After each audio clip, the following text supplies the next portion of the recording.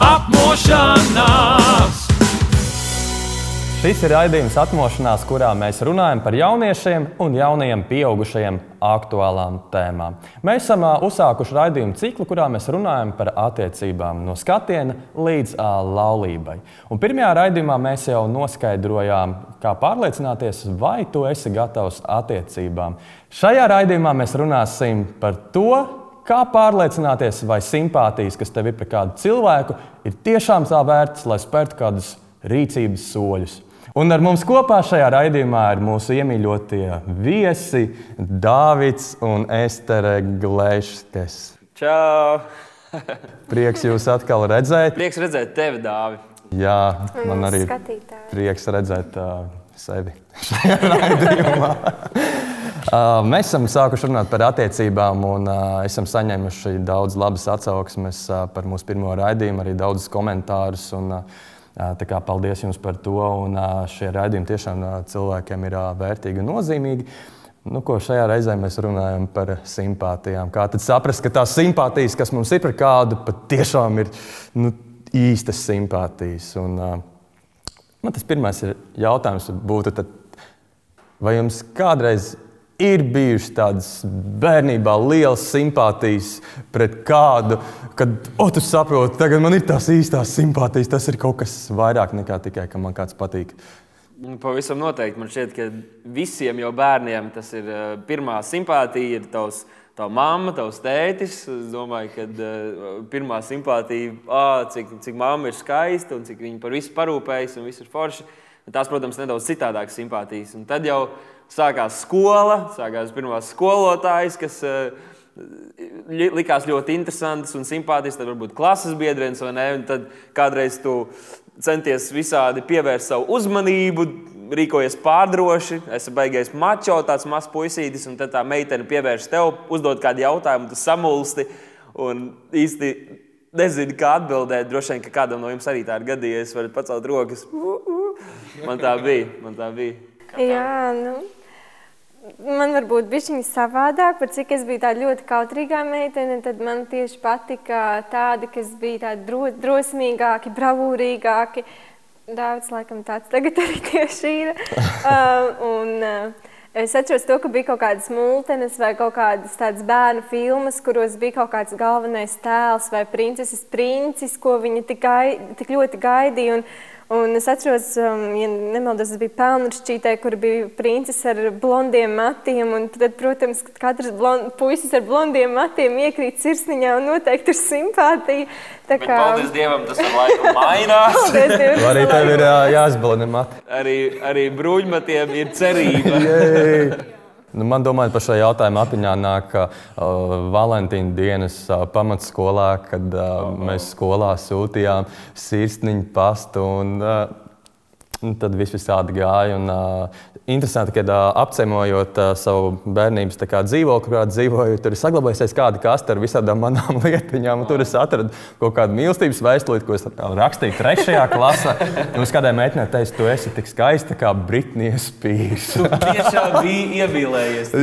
Jā, ja tā mēs varētu teikt. Kas vispār ir simpātijas, ja mēs tā runājam? Mazi bērni, viņam arī kādreiz kāds patīk. Es domāju, ka tā vide, kurā mēs kā bērni uzaugam, ka tas ļoti daudz ietekmē kaut ko, kas mums patīk vai nepatīk. Tie cilvēki, ar kādiem mēs satiekamies, tā ģimenes vide. Un bieži vien tas, kas pēc tam mums liekas patīkams vai simpātisks, tas ir tas, pie kā mēs esam pieraduši un kas mums liekas tas ideālais. Un kas ir, protams, kaut kādi tēli no tām pašām multenēm, no filmām, kaut kādas filmu zvaigznes, un tad kaut kādas līdzīgas prototipus mēs meklējam savā ikdienā, un tās ir tās mūsu, kas mums iepatīkās. Bet simpātijas jau iespēja visdrīzāk ir vienkārši, kad kaut kas vai kāda persona tev sniedz patīkamas emocijas, izjūtas. Tu viņu redzi, vai viņš izsaka kādu joku vai kaut ko, un tev ir patīkami. Un tad tas cilvēks vai tā lieta vai tā situācija tev šķiet simpātiska. Un es domāju, ka Dievs radīja pasauli, Dievs radīja cilvēku, viņš to redzēja labu, viņam patika, tas bija simpātisks. Un tāpat arī mēs šodien vīrieši skatāmies uz sievietēm, kuras Dievs ir radījis, un un viņas ir simpātiskas. Mēs redzam, tās labas esam. Un tā kā simpātijas jau tādā ziņā visapkārt, viss kaut kas ir simpātisks un viss kaut kas mūs var uzrunāt. Lielākoties jau tas ir kaut kāds tas izskats, un tas, ar ko mēs savām acīm ieraugam. Kas ir tas, ko pamana puiši? Visdrīzāk pirmais ir kaut kāds fiziskais, kas tevi uzrunā, kādam patīk acis, kādam kaut kas tāds, kādam kaut kādas kleitas, ja, kaut kas apģērbs, cik kopti kāds staigā, kā sevi nes, ja, un tas pirmais ir tas, kas uzrunā, nu tā vispārīgi par simpātiem runājot. Un droši vien, ka tāpat līdzīgi arī tas ir arī, jā, dāmā. Ir izskats un par tiem matiem, blondi, brūni, nu tas tāds sīkums, bet jā, izskats pilnīgi noteikti arī tas. Laiks balināt matus, ja grib būt princis baltā zirgā, ja. Bet domājot arī par to, ka ir daudz simpātijas, mums viss kaut kas sagādā simpātijas, un es tā iedomājos, kad ir tās īpašās simpātijas, kas īpaši kaut kā parādās, un tas ir, es viņu nodāvētu par tādu klikšķi, vai tev iekrīt acī kāda, piemēram, noteikta meitene, vai tāds klikšķis noteikti tevī, un tev ir kaut kāds īpašs saikni vai īpaša simpātija, un es simpātijas izdalīju 3 daļās. Viens ir mirkļu simpātija, tev tā kā šis iepatīkās, nākamais iepatīkās, tad jau tu iepriekšējo aizmirsti, tad tu staigā pa pasauli, un kur vien tev kaut kas uzzipsnī, tev viss iepatīkās, tās mirkļu simpātijas. Nākamais ir kultivētas simpātijas, un tas ir, kad tu pats izvēlies būt kaut kādā vidē, noteiktā sabiedrībā, domāt par kaut kādu noteiktu personu, atcerēties, kā viņi kaut ko izdarīja un tam līdzīgi, un tu pats radi, ka tev tās simpātijas vairojas pret viņu. Un tad tas trešais ir tas, kas, manuprāt, ja runā par attiecībām starp vīrieti un sievieti, tas, kurām vajadzētu būt pamatā, tās ir tādas pieaugušas un noturīgas simpātijas, kad ne pat tev ļoti īsti cenšoties, kad tā simpātija vienkārši tevī mostas aizvien vairāk. Un manā gadījumā tas noteikti tā bija, kad Estere iekrita manā sirdī, bet tad es arī gribēju pats tikt skaidrībā ar sevi, un iespējams, ka mēs par to runāsim, bet tikt skaidrībā, kas ir ar tām manām simpātijām, un es centos tā baigi nedomāt par viņu un nebūt visu laiku viņai apkārt, turpināt dzīvot, bet tās simpātijas turpināja pieaugt manā sirdī, un tāpēc es saku, ka ir tā trešais veids, tas tādās pieaugošās, noturīgās, tāds briedums simpātijas, kuras, man liekas, ļoti svarīgas. Kā zināt, ka simpātijas nav tikai kārtējās mirkļa simpātijas? Droši vien jājautā, kāpēc tad tādas simpātijas ir radušās.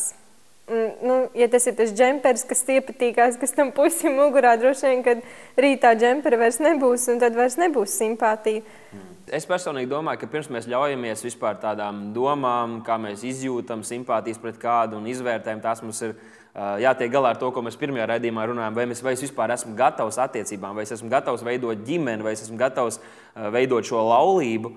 Ja es neesmu, tad man nav nemaz jēga apsvērt un domāt, vai man ir tās simpātijas vai nav. Ja es neesmu gatavs laulībai, tad es neesmu gatavs simpātiju izjušanai un rīkoties saskaņā ar simpātijām, jo simpātijām jānoved līdz attiecībām jānoved līdz laulībai. Ja šī saikne nemaz nav tavā redzeslokā, tad tu noteikti neesi gatavs un tu neesi, tās visas ir mirkļa simpātijas un kaut kas paejošs. Es domāju arī par bērnu dārzi, vai kad mēs bijām pavisam maziņi. Mums daudz bija simpātijas, ja? Varbūt pirmā audzinātāja, pirmā aukle. Mums kāda sieviete, jau māmiņa, kas dzīvo ārpus Rīgas, stāstīja, ka viņa bērnībā bija auklējusi, jaunībā bija auklējusi kādus bērnus, un tas puisītis esot teicis, es izaugšu liels, es tevi precēšu. Ja? Arī bērnībā mēs izjutām simpātijas, kādreiz stiprāks, kādreiz vājāks, bet mēs nerīkojāmies, jo tas nebija īstais laiks, mēs nebijām gatavi attiecībām, nebijām gatavi laulībai. Un tas pats saglabājas arī tagad, ja tu neesi gatavs attiecībām, neesi laulībai, varbūt tu vairs neesi bērns, bet tās simpātijas nav kaut kas, ar ko saskaņā tev vajadzētu rīkoties, un tās ir mirkļi paejošas simpātijas, kaut kas, kas man patika agrāk, vairs man īsti nepatīk. Bet varbūt divas es varētu pieminēt lietas, kas mums var palīdzēt noteikt to. Pirmais ir laika pārbaude. Kad tu turpini dzīvot, paliec aktīvs, tu dari visu, ko tu dari, vai tā simpātijas saglabājas. Tu neesi visu laiku viņai apkārt, nepārbaudi visu laiku viņas Facebook profilu, viņas Instagram bildes, nepārskaties, nepārlasi īziņas, ko viņi tev raksta. Vai tās simpātijas saglabājas ilgākā laika posmā. Un otrais ir vienuma pārbaude vai viena pārbaude. Un tas ir, vai tās simpātijas tādā mērā izjūti pret šo vienu personu un tikai. Ja tas ir, tev ir daudz tādas simpātijas, daudz tādas, tu izjūti tāda veida un tāda līmeņa simpātijas pret daudzām meitenēm, tad tā ir arī viena no tādām mirkļu simpātijām vai kultivētām simpātijām, kur arī paies un uz kuru balstoties tev nevajadzētu nekādi rīkoties, lai tādā veidā dotu meitenei veltas cerības, un pēc tam kāds no jums būtu sāpināts šajās attiecībās? Tu runāji par laika pārbaudi un par vienumu pārbaudi. Tas nozīmē, ka nopietnu simpātiju pamatā ir kas vairāk nekā tikai kaut kāds ārējs izskats, klikšķīts uz brītiņu. Jo man liekas, ka mums kā džekiem var būt tā, ka mēs ar vienu meiteni parunājam, viņa ir diezgan simpātiska un kaut kas mums var atmosties, un otra meitene liekas simpātiska un kaut kas var atmosties, bet tur acīm redzot ir kaut kas daudz nopietnāks apakšā, lai mēs varētu teikt, ka tās ir nopietnas simpātijas. Man patīk Lido, un man patīk Estere, bet Estere man patīk nesalīdzinām vairāk un pavisam citā līmenī nekā Lido. Tātad simpātijas ir arī pret Lido, bet Estere tas ir cita līmeņa simpātijas. Jā, man liekas, tāda simpātija pamatā jābūt kaut kādu to personību noteicošiem faktoriem. Tas tiešām nevar būt tikai ārējais izskats. Droši vien, nu rīt, kad mēs pamostamies, neesam vislabākajā paskatā, bet, un ja tas ir tikai tas, kas patīk, tad droši vien, kad pēc gadiem nepatiks vairs. Un es domāju, ka tā pamatā nevar būt arī kaut kas, kaut kāda tā interneta vide vai interneta tēls, kādu tu esi radījis par sevi sociālajos tīklos, cik skaistas bildes tu ieliec, kā tu sevi nobildē, kādu skaistu citātiņu tu ieliec. Un bieži vien mums tas iepatīk, mums liekas, jā, tas varētu būt jauks cilvēks, un man patīk tas, ko viņš dara internetā. Cik viņam skaists Instagram profils, viņš ir labākais puisis pasaulē, ja. Tas tā mēs varam justies.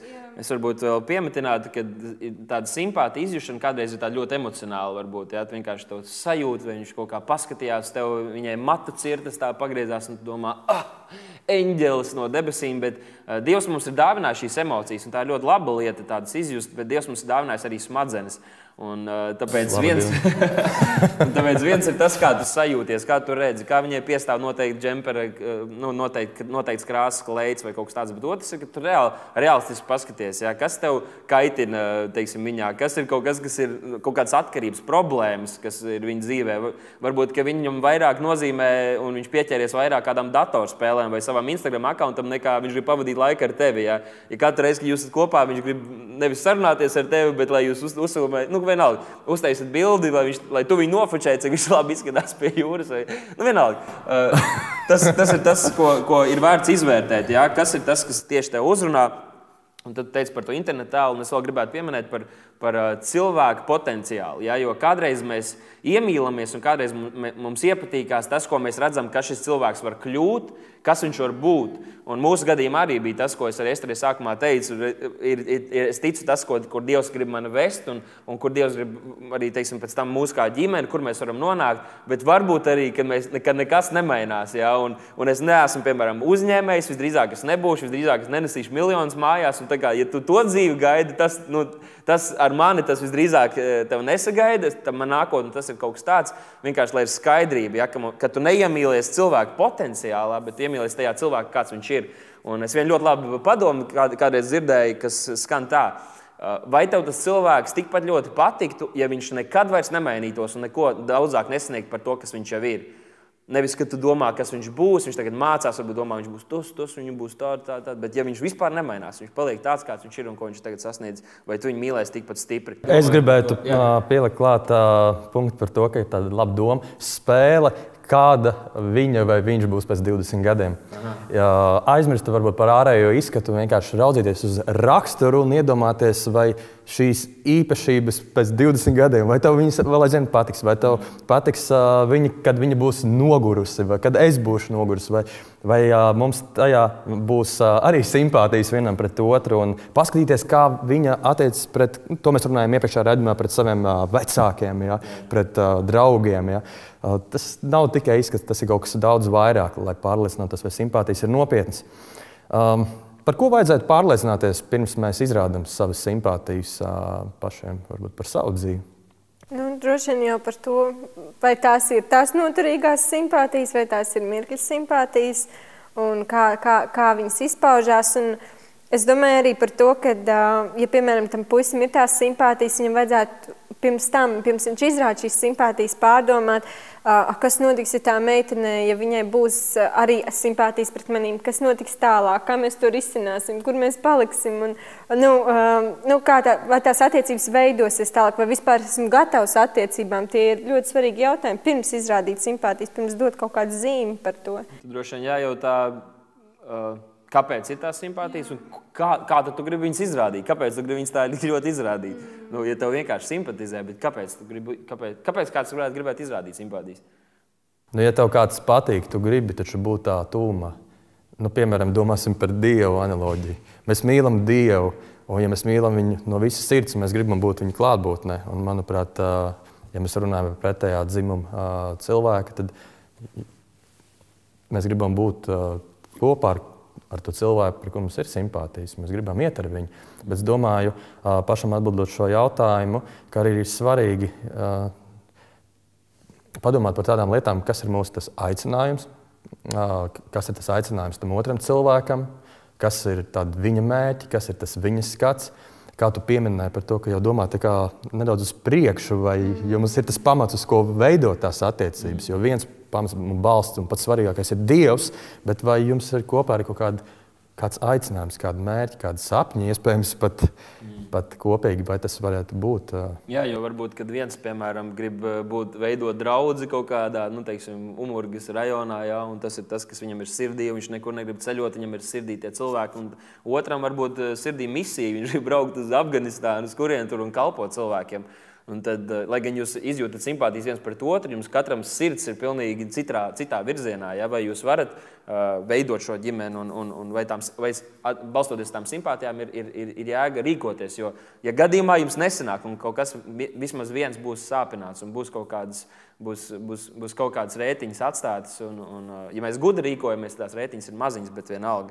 Tā kā ir ļoti, ļoti jāsargās un jādomā. Mūsu gadījumā bija tā, ka tās simpātijas palēnām sāc izrādīt, un bez tā, ka tu uzliec kaut kādu lielo, es tagad gribu ar tevi draudzēties, bet tu vienkārši sāc arī atrast iespējas, ja, veidot iespējas, taisi ballītes, kurā ir uzaicināta arī Estere ar visiem citiem draugiem, vai ko liktenis piespēlē, kādas iespējas, un tu meklē iespējas, kā vienkārši būt tuvāk un arī iepazīt personīgākā līmenī, pirms varbūt kaut kādu spēr lielo soli, tu sāc izrādīt, uzdāvināt kaut ko, neatkarīgi no tā, vai meiteni to pamana vai ne. Mūsu gadījumā bija tā, ka es visu kaut ko centos darīt, un acīm redzot, pēc tam es biju pilnīgi pārsteigts, ka Estere teica, ka viņa neko no tāda bija uztvērus, kā man simpāti izrādīšana, ja, bet es strādāju, nepadevos, un tas ir atalgojis man ar brīnišķīgu sievu un ar brīnišķīgu ģimeni, un tagad mēs arī gaidām maziņot. Cik ilgi vajadzētu gaidīt no tā brīža, kad parādās simpātijas un ir laiks par kādu soli?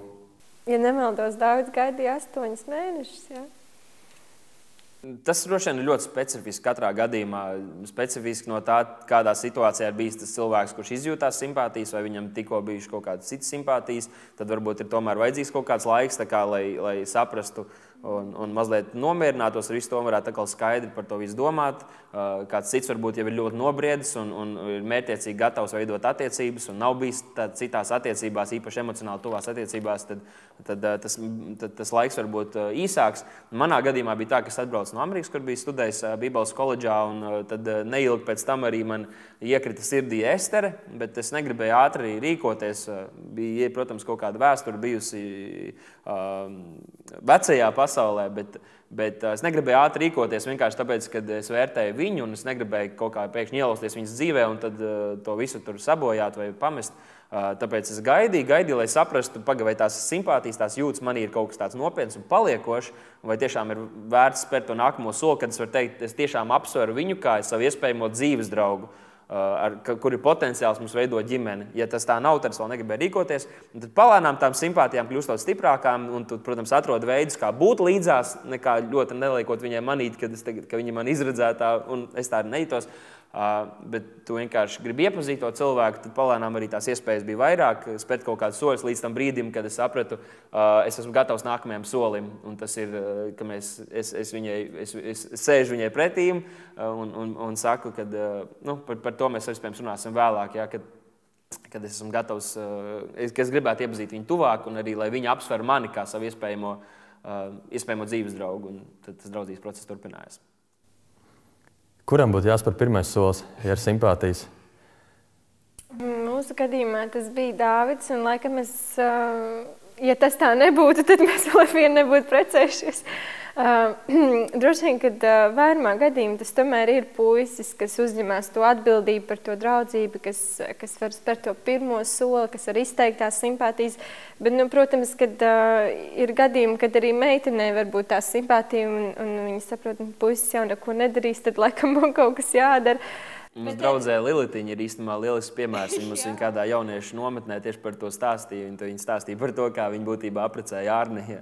Arī lielisks piemērs, tā kā tas var visādos veidos strādāt. Bet arī tai meitenei ir jāsaprot, ja viņa uzsāks tās, spērs to pirmo soli, vai viņa, ja tas puisis nebūs īpaši aktīvs arī tālākajā posmā, vai viņa būs gatava vilkt to draudzību, tās attiecības līdz tam, vai viņa būs gatava bildināt viņu.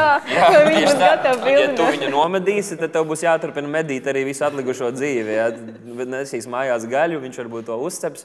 Bet, protams, kādreiz ir vajadzīgs šis pagrūdiens. Varbūt mūsdienās arī cilvēki dzīvo ar savu darbu, tur ar savām cīņām. Un, ir šī saikne, varbūt Dievs ir paredzējis, viņš vienkārši koncentrējas uz citām lietām. Puiši kādreiz ir tā kā, tu dari, ko tu dari, un kādreiz tā, ka tu saki, čau, jo es kaut kādā pasākumā, kā tev iet, jā, jūs parunājaties, un viņš var ieraudzīt tevi. Bet tas ir ļoti unikāli un specifiski katrā gadījumā, un tur tāda viena formula nepateiksim noteikti. Jā, bet puišiem vajag būt drosmīgiem, lai spērtu to pirmo soli, manuprāt. Jā, pilnīgi. Varbūt mēs tagad varam pastīties skatītājiem acīs un teikt, puiši, ja jūs esat nobrieduši, ja jūs sajūtat savā sirdī, kad jūs gan finansiāli, gan citās jomās esat gatavi veidot ģimeni, ka jūs vēlaties veidot ģimeni, tad ir jārīkojas, ir jālūdz Dievs, ir jāatver plaši acis vaļā un nav jāskatās uz kaut kādām tālām zemēm vai kur, jo ļoti bieži tā dāvana, ko Dievs tev ir paredzējis, ir kaut kur tev blakus un kādreiz viņi neredz. Tāds bija mūsu gadījumā, kad Ester jau visu laiku bija man blakus, vienkārši bija tas brīdis, kad mans acis atvērās, tev pamanīju un tad arī tas kopīgais ceļojums sākās.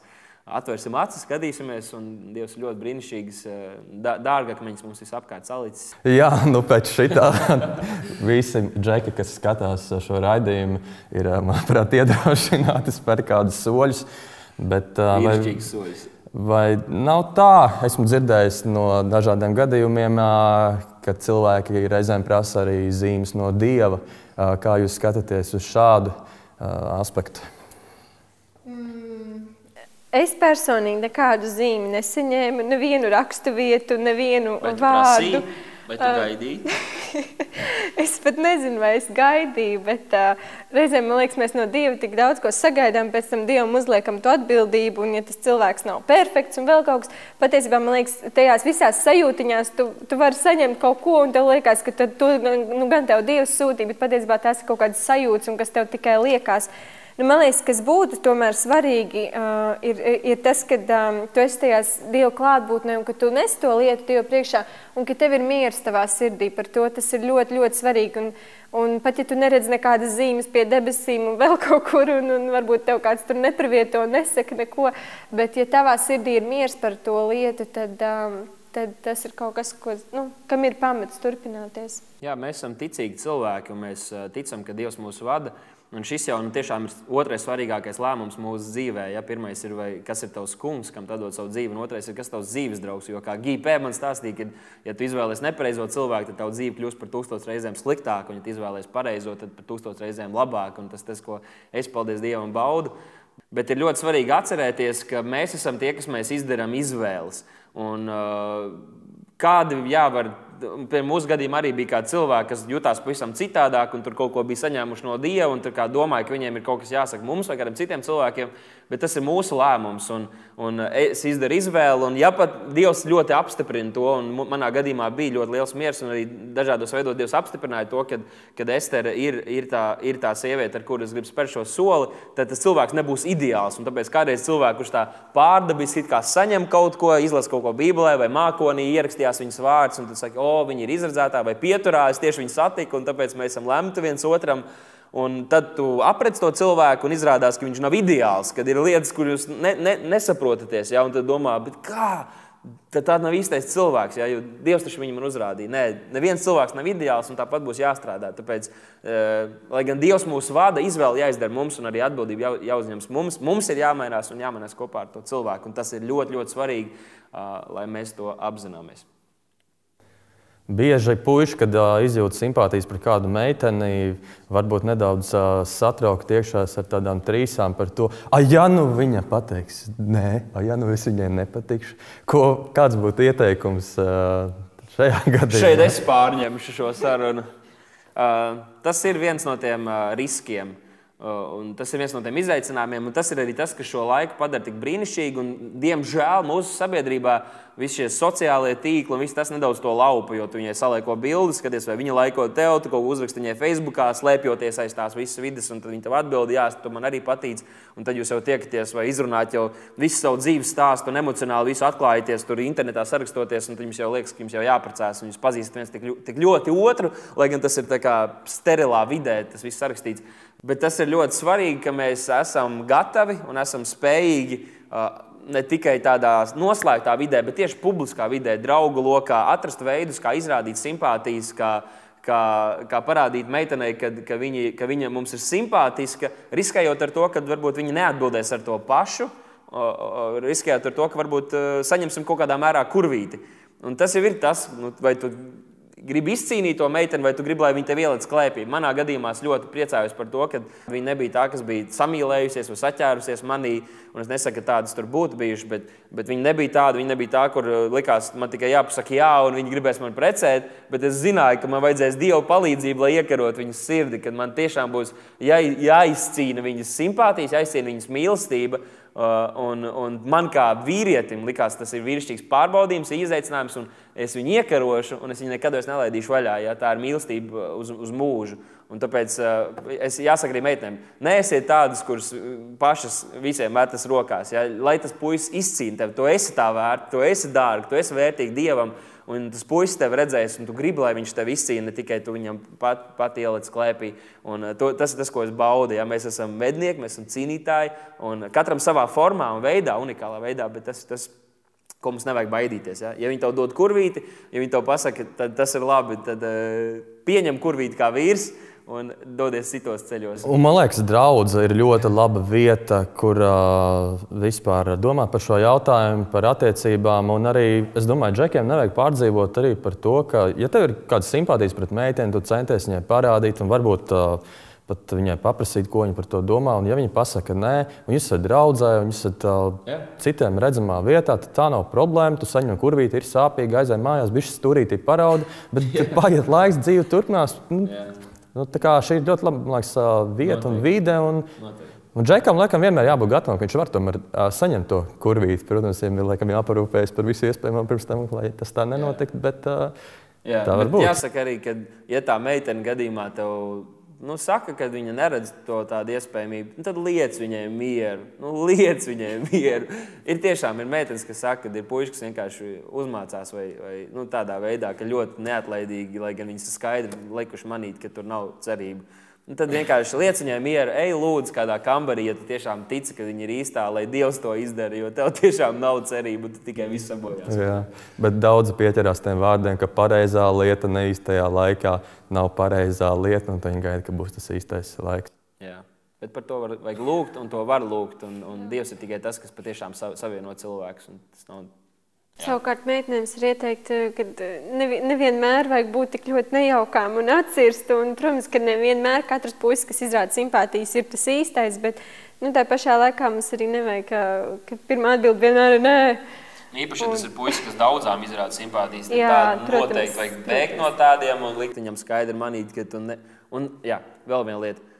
Ir meitenes, kuras vienkārši izbauda to, ka viņām izrāda uzmanību. Un ja tas puisis, ja tu jūti, ka viņš tā kā tur aplido tevi un kaut kā izrāda tās simpātijas, ja tur nav cerības, tad nevajag pieņemt tādas lietas, nevajag pieņemt tās kaut kādas dāvanas, nevajag pieņemt uzmanības apliecinājumus un likt viņam justies, ka tur ir kaut kāda cerība, kad ir kaut kāda iespējamība, ja tu jau skaidrs zini, tad tā ir tāda izmantošana, un tas arī nav jauki. Tā kā to arī ir vērts likt aiz auss. Un būsim godīgi viens pret otru un neizmantosim viens otru, bet tiešām kā brāļi māsas un tādā mīlestībā būsim sadraudzībā un cienīsim viens otru. Labi, mīlīši, teikšu jums lielu paldies par šo raidījumu. Man bija ļoti interesanti un ticu, ka arī jums. Paldies jums! Un mēs turpinām šo raidījumu ciklu par attiecībām jau nākamajā raidījumā, kad mēs runāsim par laiku no draudzības uzsākšanas un jau tālāk. Tā kā liels paldies, ka bijāt kopā ar mums un tiekamies jau nākamajos raidījumos.